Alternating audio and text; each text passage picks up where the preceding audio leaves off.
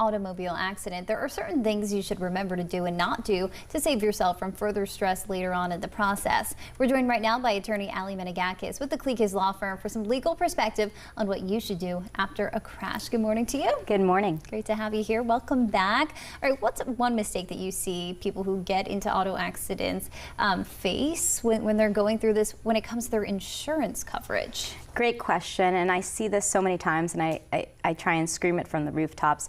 Most people think that they have full coverage, and when insurance companies, when they purchase their insurance, they say you're fully covered. What that means only is that you are following the law in this state.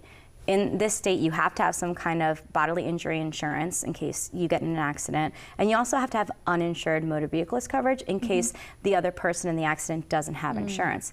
What they don't tell you a lot of times, and what people a lot of times don't have, is underinsurance.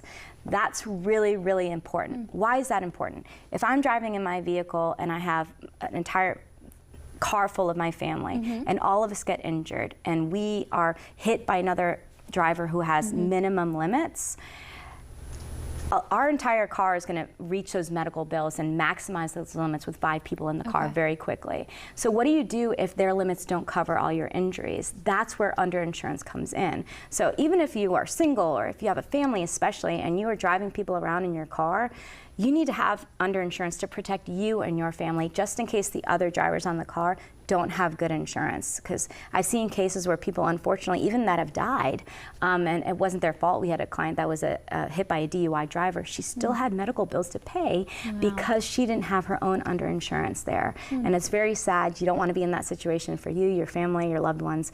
So always get underinsurance. What mistakes do you see auto accident clients make directly after that accident happens? A lot of people don't call the police to get an independent report, or they'll move their vehicle before police get there. You have to have an independent report by law enforcement. Why? Because otherwise, even if you exchange insurance, the insurance companies may be fighting about who's at fault. So you want to have that police officer come, do an independent report to decide who's at fault. What do you wish people would do after an accident? What's the one thing? I really wish, there's 2 really big things. One, I wish that people would go get checked out at a medical facility, even if they don't feel the pain right away. And the reason is because right after the accident, your adrenaline is so high that people don't really feel that pain until the next day or 2 days later. And so you really want to document that injury there. You want to get treatment in case there's something underlying that you might not feel at that time. And then the most important thing is to get an attorney as soon as possible. And I'm not just saying that because we do personal injury. I'm saying that because a lot of people make mistakes and they will make recorded statements to the insurance company. And when they do that, that can be used against them later, even if they're found not at fault, because maybe the insurance company doesn't want to pay what they need to do. So always get an attorney, even if you're not going to hire them, just to talk with them about what to do.